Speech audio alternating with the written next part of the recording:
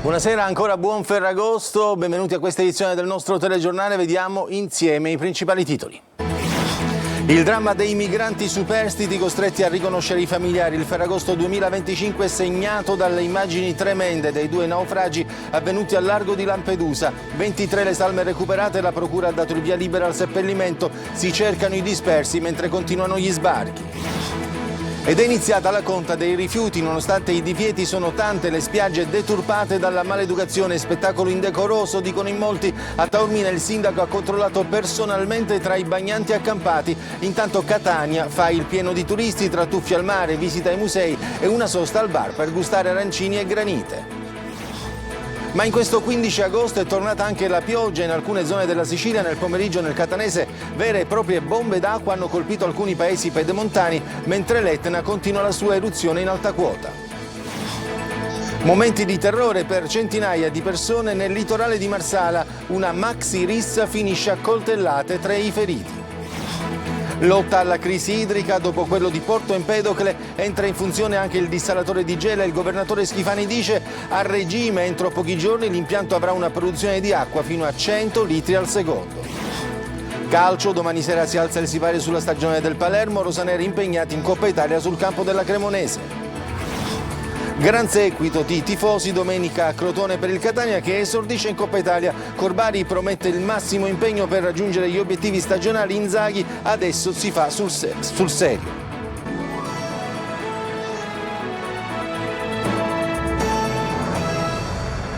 E come avete sentito dai titoli, il dramma dei migranti superstiti costretti a riconoscere i familiari nei due naufragi avvenuti al largo di Lampedusa. Sono al momento 23 le salme recuperate in mare. La procura ha già dato il via libera al seppellimento, ma ci dice tutto Emanuela Corsi. Ok. È il dramma dei sopravvissuti, migranti scampati alla morte costretti a riconoscere i corpi dei familiari che non ce l'hanno fatta. Tra queste la drammatica storia di una donna somala. Viaggiava con una neonata. Quando la carretta ha iniziato ad imbarcare acqua, la piccola le è scivolata dalle braccia. Anche il marito, che non sapeva nuotare, lo ha visto finire in mare e perdersi tra le onde. Quando i poliziotti le hanno iniziato a mostrare le foto delle 23 vittime del doppio naufragio di mercoledì scorso, la donna ha avuto un mancamento. Sotto shock anche un uomo, anche lui somalo, che tra quelle foto ha trovato il volto di suo fratello. Un adolescente egiziano superstite ha identificato invece lo zio e il nipote di sua zia. I tre avevano lasciato il loro paese d'origine e per mesi, in attesa di tentare di raggiungere la Francia, erano stati prigionieri in Libia. Stessa sorte di un altro giovane egiziano che ha riconosciuto l'amico con il quale aveva iniziato il viaggio. Una ragazzina invece ha chiesto di non fare alcun riconoscimento. Non se l'è sentita. All'hotspot è rimasta sola. Nessuno dei suoi familiari ce l'ha fatta. Non è ancora chiaro quante siano le persone disperse. In totale, sui due barconi, partiti entrambi dalla Libia, sembra che vi fossero tra 100 e 110 persone. La procura di Agrigento, che sta indagando per naufragio colposo a carico di ignoti, ha già dato il via libera al seppellimento e adesso la prefettura sta cercando le sistemazioni nei vari cimiteri della provincia. Dalla notte alla mattina, nonostante i divieti, non sono mancati gli accampamenti in molte spiagge palermitane. A Marina di Cottone la battigia ridotta in discarica, a Taormina i droni hanno vigilato sulle coste mentre il sindaco ha controllato personalmente le spiagge. Marco Gullà.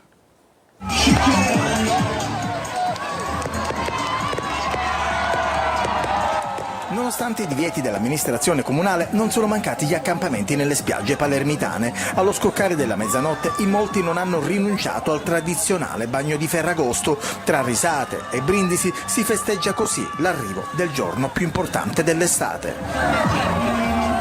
Qui siamo a Mondello, famiglie, ragazzini e meno giovani, tutti a mollo e sullo sfondo i fuochi d'artificio. Nelle altre spiagge del litorale palermitano gli accampamenti, nonostante gli sgomberi, sono tornati puntuali per il giorno clou dell'estate. Dalla costa sud a Vergine Maria, passando per l'Arenella, tendopoli e veri e propri mini appartamenti. A Taormina invece il blitz del sindaco Cateno De Luca ha evitato che nella notte del 14 ci fossero accampamenti in spiaggia. Buongiorno. Raccomando i rifiuti. Buongiorno. Qua è organizzato a Al condominio, buongiorno. Questa è invece la spiaggia di Marina di Cottone. Ecco come si presenta questa mattina. Rifiuti e immondizia varia invadono la spiaggia. Sullo sfondo anche diversi accampamenti. E Catania invece fa il pieno di turisti per un Ferragosto all'insegna della tradizione. Immancabile la passeggiata in via Etnea. In tanti hanno affollato anche i solarium. Antonino De Mana. Prima la granita, bene. A mangiare l'arancino. E la granita? Dopo. La mattina la granita e a pranzo un bel arancino al ragù. Granita o arancino? Il quesito divide le opinioni dei turisti che affollano il centro storico. Una cosa è certa e su questo non si discute. Per Ferragosto a Catania è boom di presenze e poco importa se il sole picchia. La voglia di scoprire le bellezze della città è talmente forte che supera ogni cosa. Così un ventaglio può diventare un fedele alleato. Via Etnea è il cuore pulsante, è qui che si concentrano la maggior parte dei visitatori, che poi si dividono tra negozi, molti in cerca di refrigerio e quindi di aria condizionata, ma anche nelle traverse, dove non mancano le bancarelle che vendono di tutto, dai profumi ai souvenir, dalle collane alle conserve e al miele. Con il nostro lavoro lavoriamo sempre nel periodo festivo. Ma vengono più qui catanesi o turisti? Turisti cercano sempre le cose uniche, fatte realmente a mano e che ricordano gli odori, i sapori e le cose belle di questa terra. Per chi vuole immergersi nella storia, c'è l'anfiteatro romano visitato ed immortalato. E adesso una passeggiata per i monumenti e per la città. Si cammina e si sbaltisce. Abbiamo mangiato bene, poi il centro storico di Catania offre tanto. Ieri sera abbiamo mangiato tanto, sì, passeggiamo. E poi c'è chi approfitta per l'immancabile Tintarella, sdraiandosi in una panchina di piazza Sesicoro, o chi ha già effettuato un bagno rinfrescante. Siamo stati alla playa, bellissima, acqua pulitissima, bellissima. Altri invece affollano il solarium di Ognina. Del resto non c'è Ferragosto senza mare, almeno a Catania.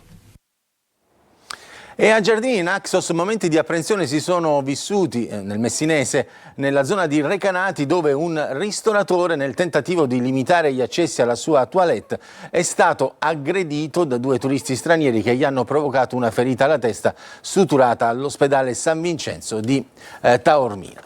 E ora ci spostiamo a Randazzo, nel Catanese, con le immagini dell'Assunta in processione anche in questo Ferragosto a rinnovare la tradizione locale descritta dallo scrittore Federico De Roberto. La vara randazzese è una maestosa macchina devozionale alta 18 metri, come vedete dalle immagini, che attraversa lentamente le vie del centro storico tra due ali di folla ispirata alla tradizione bizantina. Raffigura il transito, l'assunzione e l'incoronazione della Vergine Maria con scene in movimento. L'attuale struttura è stata realizzata a fine Ottocento ed è trainata a mano da centinaia di devoti. A dare vita alla rappresentazione 25 interpreti in costume. E Ferragosto anche sull'Etna per tanti turisti. Sul vulcano continua l'attività effusiva in alta quota in direzione sud. Il fronte più avanzato si attesta alla quota di 2770 metri, un'eruzione che incuriosisce e appassiona. Luca Ciliberti. Lo spettacolo dell'Etna richiama turisti e curiosi in alta quota. La nuova colata lavica tra cratere Bocca Nuova e il cratere di Sud-Est, una quota stimata di circa 3.000 metri sul livello del mare che si è aperta lungo l'allineamento delineato dalle bocche eruttive, hanno dato vita a una nuova attività effusiva, la stessa che si è verificata tra febbraio-marzo e poi lo scorso 10 agosto. Come si vede dalle riprese con il drone del vulcano realizzate a funivie dell'Etna, il flusso lavico è costantemente alimentato e dalle analisi dell'Istituto Nazionale di Geofisica e Vulcanologia di Catania non sono state registrate emissioni né di cenere né variazioni sismiche significative. Un'eruzione turistica dunque, uno show della natura da godere anche in alta quota ma necessariamente in sicurezza, accompagnati da guide esperte. Il campo di fratture è migrato dai 3.000 metri verso i 2.900 metri, che è la quota dove ci troviamo. Tutta quest'area, come si vede, è stata scompaginata dalle fratture. Un Ferragosto unico dunque per tanti che, approfittando della propria presenza in Sicilia, hanno deciso di concedersi un'escursione unica sul vulcano più alto d'Europa, come testimoniano le immagini riprese dal piazzale della funivia. Ma è anche tempo instabile in questo Ferragosto. Il sole del mattino ha lasciato spazio a nuvole e a qualche temporale nel pomeriggio, soprattutto nel Catanese e nel Ragusano. Domani allerta gialla. Emanuela Corsi. Ferragosto bagnato in Sicilia, dove nelle prime ore del pomeriggio alcuni acquazzoni si sono abbattuti in diverse località del versante ionico e del Ragusano. Queste sono le immagini del centro di Adrano, nel Catanese, dove un violento temporale ha trasformato le strade in fiumi in piena. Le piogge hanno anche interessato il territorio di Biancavilla e Scordia. Piogge anche sull'Etna, una delle mete preferite di questo Ferragosto, dove il sole ha lasciato spazio alle nuvole nel primo pomeriggio. Nuvole ma senza fenomeni temporaleschi invece in diversi comuni del litorale etneo. Secondo gli esperti un passaggio di aria instabile determinerà nelle prossime ore rovesci e temporali anche sui settori tirrenici. Sulla base delle previsioni disponibili, il Dipartimento della Protezione Civile ha emesso un avviso di condizioni meteorologiche avverse che prevede precipitazioni sparse a prevalente carattere temporalesco con allerta gialla su gran parte della Sicilia. I fenomeni saranno accompagnati da rovesci di forte intensità, frequente attività elettrica, locali grandinate e forti raffiche di vento domani. A Sant'Alessio Siculo, nel Messinese, un bagnino di 23 anni è andato in escandescenza ferendo diverse persone con calci e pugni. A farne le spese sono stati un uomo in sella al suo scooter, caduto poi a terra, e altre persone, una delle quali, conoscendolo, ha provato a calmarlo, fin quando il ragazzo non è entrato all'interno di una pescheria e ha afferrato un grosso coltello, raggiungendo poi la statale 114. Lì un operatore ecologico è finalmente riuscito a disarmarlo. Subito dopo è giunta la pattuglia della polizia locale che lo ha bloccato. E nel litorale sud invece di Marsala una maxi rissa in spiaggia finisce a coltellate. 3 i feriti. Marco Carli. Maxi rissa la notte di Ferragosto a Marsala sulla spiaggia di sbocco. Il bilancio di 3 feriti accoltellati, qualcuno prende dei bastoni, poi sono venuti fuori anche i coltelli. Un'animata discussione con schiaffi e pugni, lo vediamo in queste immagini. È stata una serata di autentico terrore, quella vissuta da centinaia di persone che erano al mare nel litorale sud di Marsala e che si sono trovate in mezzo a una violenta lite fra un gruppo di persone del luogo e pare un gruppo di stranieri tunisini, secondo alcuni testimoni. Minuti concitati, un'auto col suo occupante su cui qualcuno si è accanito, una persona insanguinata che fugge, una vettura spinta contro un cancello. Sul posto sono arrivati poliziotti, carabinieri e 3 ambulanze che hanno soccorso i 3 feriti. Le loro condizioni non sarebbero gravi, la rissa potrebbe essere esplosa per vecchie ruggini fra i 2 gruppi che potrebbero essere gli stessi che avevano creato disordini la notte di San Lorenzo sulla stessa spiaggia. A Siracusa la polizia ha effettuato un fermo nei confronti di un 31enne di Priolo Gargallo con l'accusa di tentato omicidio. Secondo gli agenti l'uomo, per cause ancora da accertare, ha accoltellato un autista di un autobus di linea. La vittima ha riportato una prognosi di 15 giorni per una ferita alla gamba sinistra. Gli agenti hanno trovato un grosso coltello da cucina utilizzato dall'aggressore. E andiamo a Gela, dove invece dopo Porto Empedocle entra lì in funzione anche il dissalatore appunto di Gela con 50 litri d'acqua al secondo a vantaggio della fascia costiera e con beneficio anche del Nisseno e dell'Agrigentino. A regime si arriverà a circa 100 litri al secondo, dice il presidente della regione Schifani, che aggiunge: proseguiremo nel compimento degli interventi infrastrutturali da completare e accelerare. GR Italia. Dopo Porto Empedocle parte anche il dissalatore di Gela, il nuovo impianto è entrato in funzione nella serata di ieri e il secondo in pochi giorni dopo quello dell'Agrigentino. L'impianto, presidiato giorno e notte, ha ricevuto rapidamente il via libera dell'ASP di Caltanissetta. Da subito l'acqua dissalata viene miscelata con quella dell'invaso del Ragoleto e immessa nella rete di Siciliacque, una rete interconnessa progettata anni fa che permette di portare il beneficio oltre Gela.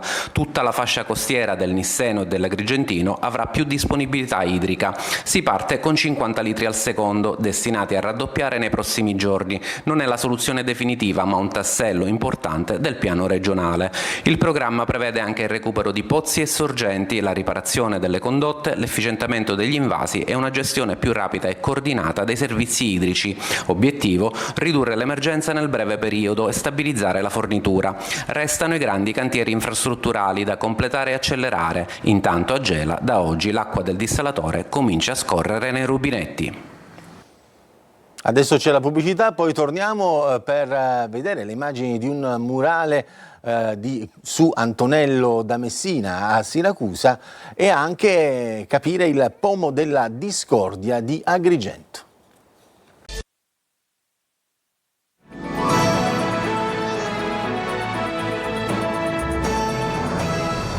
L'Annunciazione di Antonello da Messina, riprodotta sulla parete di un palazzo di Viale Cadorna a Siracusa.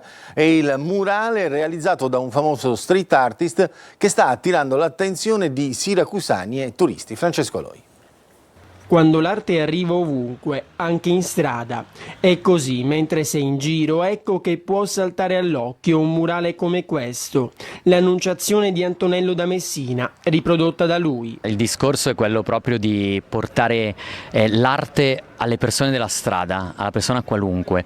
Riconnettere e creare dei ponti con le istituzioni museali è fondamentale per far ritornare l'amore per il patrimonio artistico-culturale. Appena qualche giorno di lavoro per trasformare la parete anonima di un palazzo in un quadro urbano. Siamo nel cuore di Siracusa, a 2 passi dal santuario della Madonna delle Lacrime. La tecnica è quella dello spray. Lo spray, io vengo da anni di graffiti writing negli anni 90 e poi studio all'Accademia di Belle Arti di Brera, ma è una tecnica che non ho mai abbandonato e questo mi ha permesso di sperimentarla attraverso queste grandi opere d'arte classica. E questo non è il primo e non sarà l'ultimo murale realizzato in città, sempre con i fondi della tassa di soggiorno. Vorremmo continuare con il nostro meraviglioso Martirio di Santa Lucia di Mario Minniti e ho già parlato con l'artista perché potremmo continuare, perché ho scoperto che lui fa pure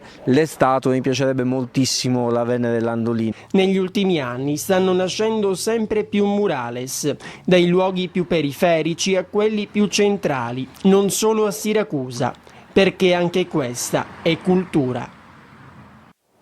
Ad Agrigento si è chiusa al Teatro dell'Efebo la rassegna del teatro classico con il Pomo della Discordia, in scena la leggenda delle 3 dee all'origine della guerra di Troia, riletta con ironia e linguaggio moderno dalla regia di Nicola Alberto Orofino. Davide Sardo.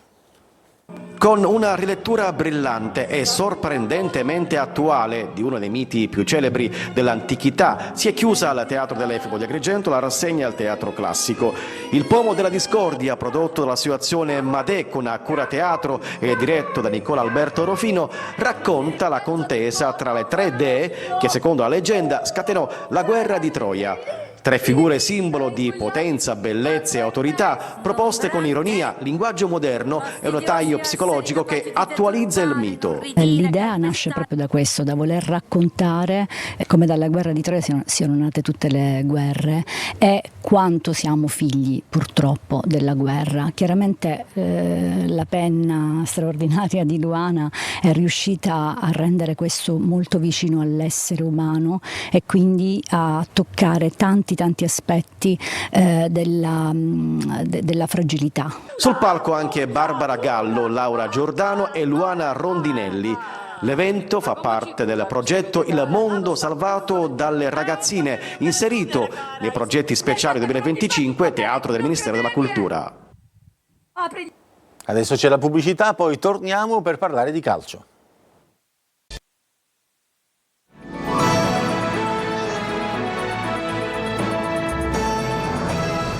Parliamo di calcio, domani sera si alza il sipario sulla stagione del Palermo, rosanero impegnati in Coppa Italia sul campo della Cremonese, si inizia a fare sul serio, dice il tecnico Inzaghi. Marco Gullà.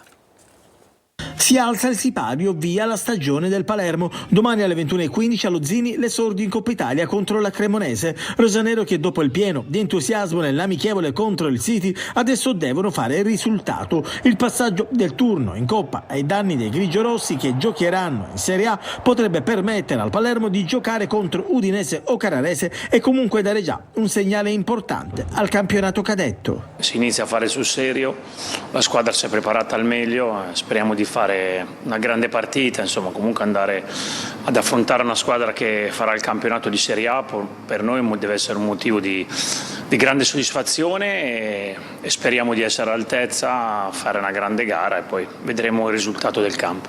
Diversi cambi di formazione sono previsti rispetto all'amichevole contro il Manchester City. L'obiettivo è far mettere minuti nelle gambe al maggior numero possibile di giocatori in vista del debutto in campionato contro la Reggiana. In porta esordirà Bardi, a centrocampo Gyasi, impiegato per tutti i 90 minuti contro il City, potrebbe riposare lasciando spazio a Pierozzi. In avanti possibile chance per Palumbo assieme a Brunori a supporto di Poyampalo. E domenica, prima uscita ufficiale del Catania a Crotone, il turno d'esordio di Coppa Italia sarà anche un test importante per verificare le qualità del gruppo etneo. Marco Carli. L'avvio ufficiale della stagione parte da un dato significativo: i 600 tifosi che sosterranno il Catania allo stadio Scida di Crotone per il primo turno di Coppa Italia. Contro i calabresi, sfida fra due squadre dal blasone elevato che vogliono, soprattutto i rossazzurri, essere protagoniste. Un test che darà la possibilità a Toscano di verificare ulteriormente il gruppo per un match che si ripete a distanza di 12 mesi. L'anno scorso partita al Massimino con gli etnei che ebbero la meglio sui pitagorici e i rigori. In questa occasione chi passa il turno dopo regolamentari ed eventuali penalty se la vedrà in casa con la vincente di Foggia Siracusa.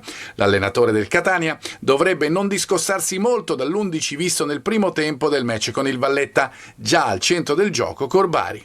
Non ho mai mollato, neanche nelle categorie più basse, ho sempre creduto di potercela fare, di poterci arrivare a poter giocare in una piazza davanti a tantissima gente, quindi il mio motto è non mollare mai, ecco. In vista del campionato va inserito da Ausilio che orbiterà nel ruolo di trequartista alle spalle della punta. Sul mercato restano da piazzare gli esuberi che sono ancora in numero cospicuo per fare spazio ai nuovi acquisti che saranno una punta e un centrocampista. In attesa degli ultimi colpi, Corbari promette impegno massimo. Abbiamo un obiettivo che è molto chiaro in testa a tutti noi, sia all'interno della squadra, dello staff, della società, magazzinieri, tutti i ragazzi che ci sono qua allo stadio, e siamo consapevoli delle nostre potenzialità e quindi daremo il 110% per poter realizzare. È tutto per questa edizione del nostro telegiornale, grazie per averci seguito, buon proseguimento di serata.